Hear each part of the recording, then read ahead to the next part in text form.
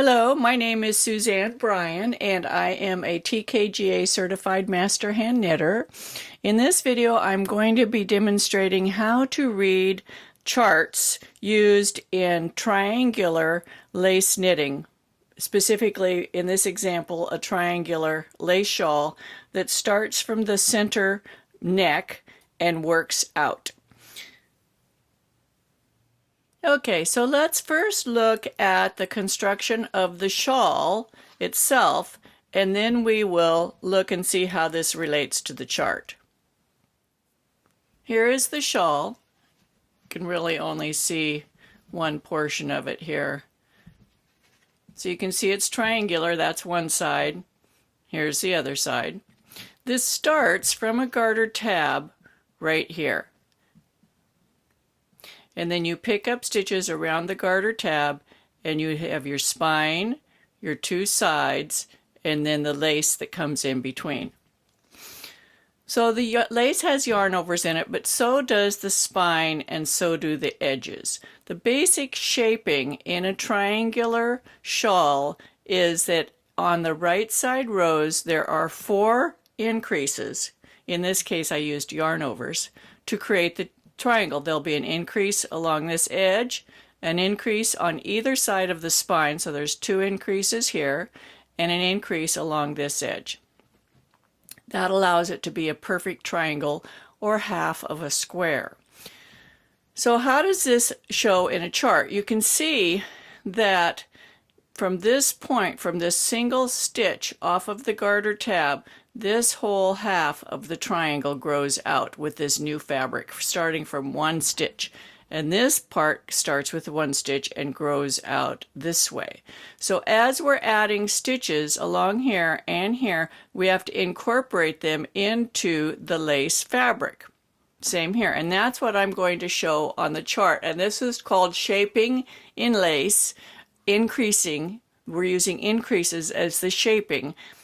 And let's look at this. These are just 2 charts that go along with this project that I'm using, and I'll have a link for this down in the description or up in the left corner. You can get all of the written description about this video, and that's where I will have links. So let's magnify this. When there's 2 charts on this page, one at the bottom, one at the top. Many chart patterns will have more than 1 chart per page. You start with the chart at the top. This one's labeled 3C. And you would start with the row at the bottom, and you would work across all the way this way, then come back with the wrong side row, then do the next right side row, wrong side row, etc. Once you finish this chart, then you would move to this chart.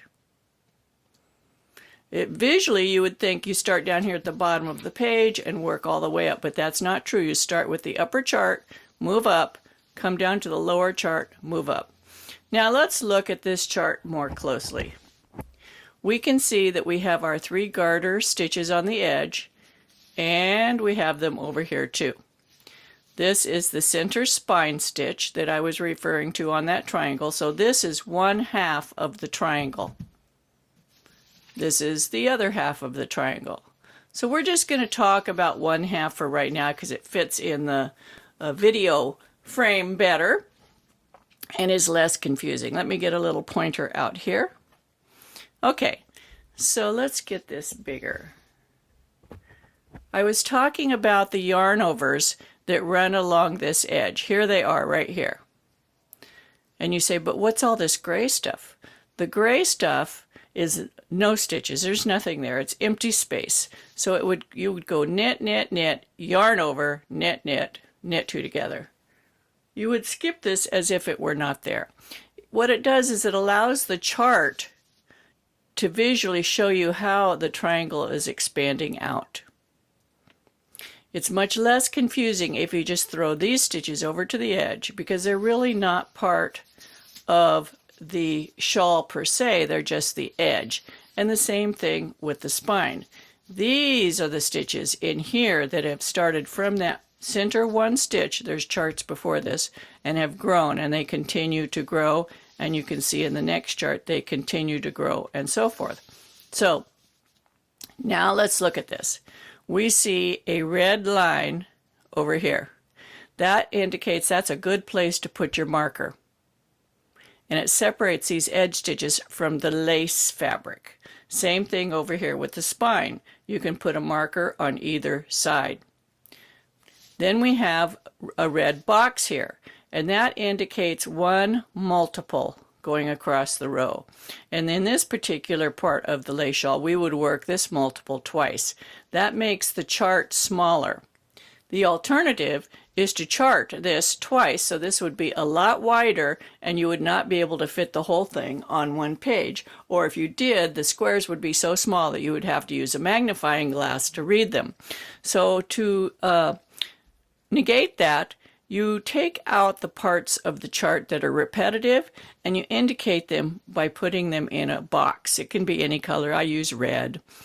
So inside this red box there are 10 stitches across, and you would work dun, dun, dun, dun, dun, dun, and then to here, and then back to here, and the second time, and then over to here.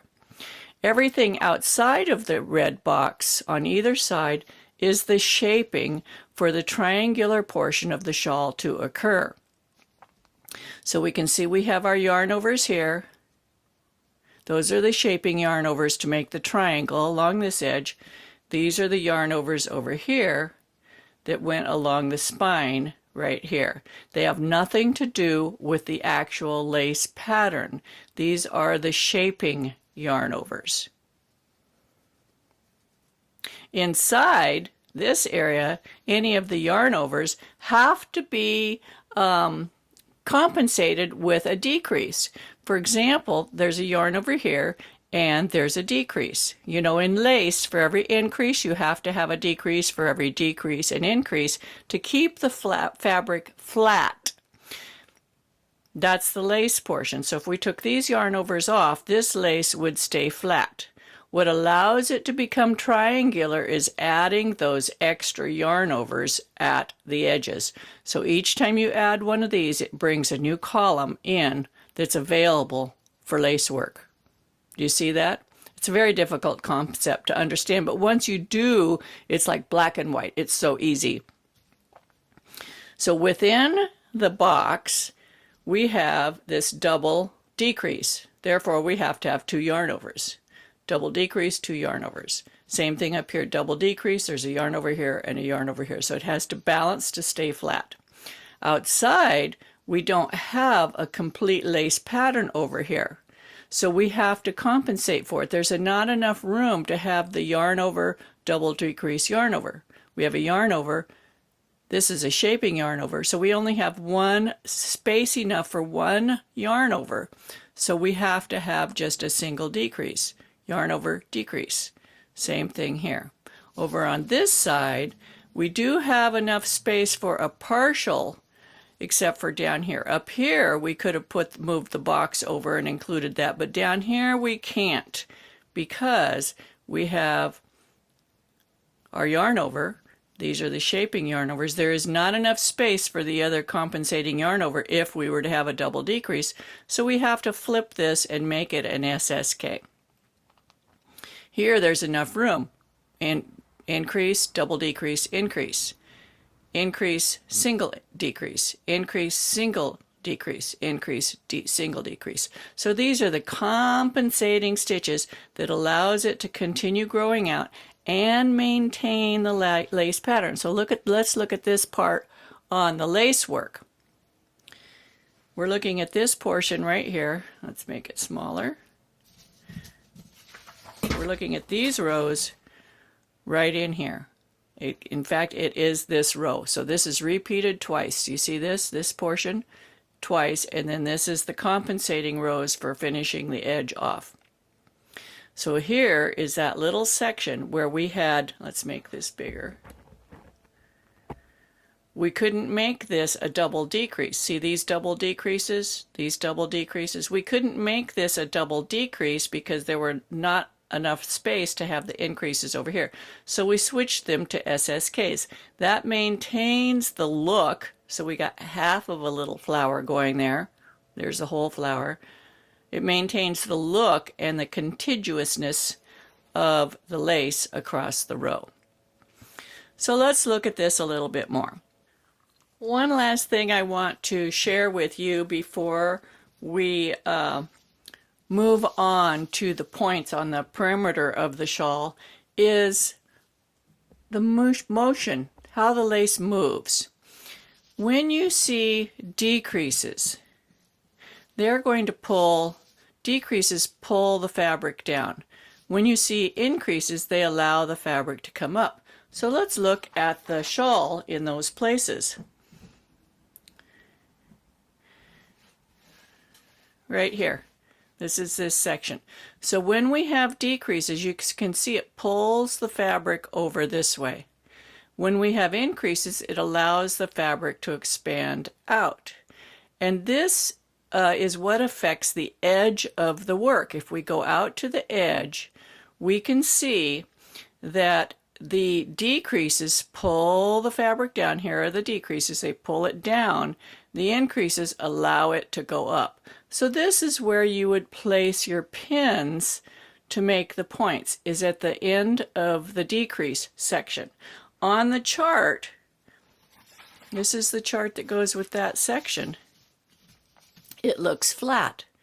You wouldn't imagine that it's going to make points. Where we're putting our pins to pull the points out is right between the yarn overs. So I'd put a pin right here. I'd put a pin here, even though it's not 2 yarn overs, that's the compensating section. This part is repeated 6 times, so there'll be 6 points coming up from here.